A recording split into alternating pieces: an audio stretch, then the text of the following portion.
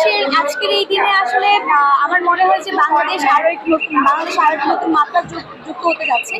আপনারা দেখতে পাচ্ছেন যে আমাদের এই মঙ্গল শোভাযাত্রার নাম পরিবর্তন হয়ে বর্ষবরণের আনন্দ শোভাযাত্রার নাম হয়েছে এবং প্রত্যেকটা মানুষ খুবই স্বতঃস্ফূর্তভাবে নিজের উদ্যোগে এখানে এসে আনন্দ শোভাযাত্রাটি উদযাপন করার জন্য আসছে এবং এই যে আনন্দ শোভাযাত্রা সেটিকে উদযাপন করার জন্য কিন্তু ভিন্ন মাত্রা এবার যুক্ত হয়েছে।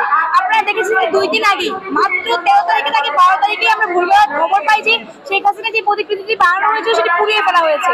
সেটা কে করেছে সেটাও অলরেডি বের করে ফেলা হয়েছে, কিন্তু কথা হচ্ছে যে আমরা তার আসলে যে তার যে রাক্ষসী যে চেহারা বা যেটা আসলে কি বলে প্রতিকৃতিটা আসলে যে আকৃতিটা সেটা আসলে স্যাররা যারা চারুকলার দায়িত্বরত ছিল তারা চেষ্টা করেছে যেটা পুরানো হয়েছে সেটা সেভাবে না বানাতে পারলেও আবার যেন নতুন করে বানাতে পারে। এবং এখানে আরো কিছু আইকনিক জিনিস আছে, যেরকম মুখর পানির বোতল রাখা হয়েছে, তারপর হচ্ছে যে আগের রাখা কিছু বাঘ, তারপরে পালকি এবং বাংলার ঐতিহ্যের সাথে চাই এরকম অনেক কিছু রাখা হয়েছে। আমি আজকে এখানে আসলে বাংলাদেশ গ্রিন ফিউচার ফাউন্ডেশনের একজন শুভেচ্ছা হিসেবে দায়িত্বরত আছি, শৃঙ্খলা রক্ষার কাজ করছি এবং আমি চাই যে এই আনন্দ শোভাযাত্রাটা খুবই সুন্দরভাবে শেষ হোক। সবাইকে শুভ নববর্ষ। আমরা সবাই যেন একতাবদ্ধ থাকি এবং আমাদের ব্যক্তি স্বার্থ, দলীয় স্বার্থ, রাজনৈতিক স্বার্থকে চিন্তা না করে সর্বপ্রথম যেন আমরা দেশের স্বার্থকে চিন্তা করি। দেশের জন্য যেটা কল্যাণকর সেটাকে যেন আমরা বেছে নিই এবং দেশের স্বার্থই যেন আমাদের মাথায় প্রথমে আসি, সেটা যেন রাখি।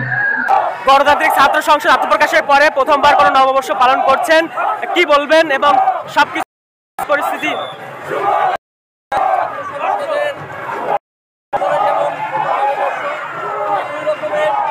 বাংলাদেশ গত 5ই আগস্ট দ্বিতীয়বার বাংলাদেশ স্বাধীনতা 5ই আগস্ট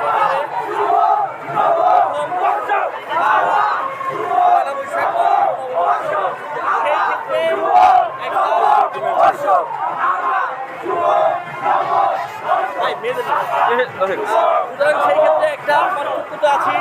আমরা গত 5 আগস্ট শুধুমাত্র হাসিনার প্রেসিডেন্ট থেকে মুক্ত হয়নি, আমরা যে এখানে কালচার হেজিমনি কালচার প্রেসিডেন্ট ছিল, কালচার আধিপত্য ছিল, সেখান থেকে মুক্ত হয়েছি।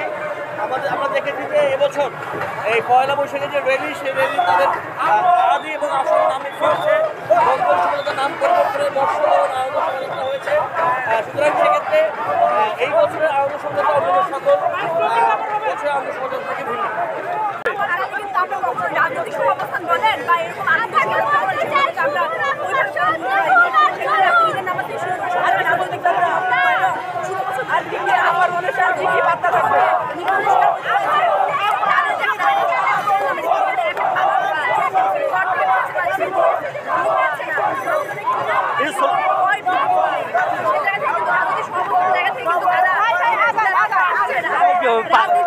জাতি, ধর্ম, বর্ণ নির্বিশেষে সবাই কিন্তু এখানে অংশগ্রহণ করছে এবং তারা তাদের আনন্দ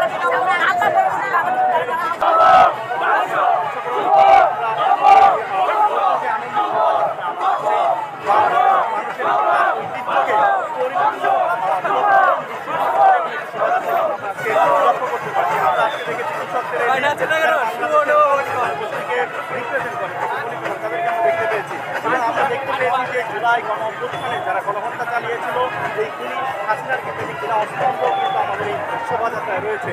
এছাড়াও কিন্তু আজকের এই শোভাযাত্রায় যেভাবে ছাত্র জনতার যে স্বতঃস্ফূর্ত অংশগ্রহণের আগে দেখা যায়নি। আমরা গত বছর দেখতে পেয়েছি যে নিষিদ্ধ ছাত্রদের নিষিদ্ধ ঘটিত জঙ্গি সংগঠন ছাত্রলীগ কিন্তু শিক্ষার্থীদেরকে জোর করে হল থেকে ধরে নিয়ে এসে কিন্তু তারা মঙ্গল শোভাযাত্রার নামে যে কালচারাল ফ্যাশন ছিল এবং সাংস্কৃতিক আধিপত্য কিন্তু জোর করে নিয়ে আসলো, যার কারণে আগের নববর্ষগুলোতে কিন্তু শিক্ষার্থীদের স্বতঃস্ফূর্ত অংশগ্রহণ কিন্তু লক্ষ্য করা যায়নি।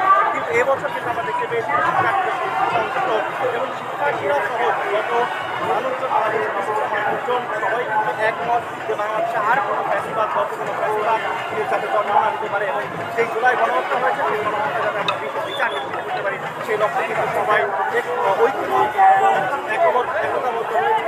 সেই কারণে কিন্তু নববর্ষের যে আমাদের আমরা দেখতে পেয়েছি আজকে রিক্সা চালকরা, এরপরে 28টি জাতিগোষ্ঠীর ভাষাভাষীরা অংশ নিয়েছে। এই বিষয়টি কিভাবে দেখছেন? দেখুন, এই বিষয়টি আমরা প্রশংসার দাবি রাখি। বাংলাদেশের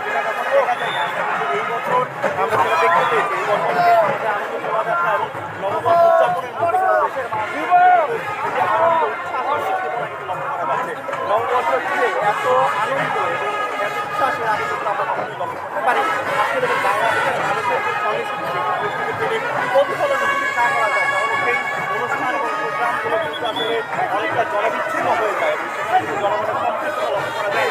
এর আগের বছরগুলোতে আমরা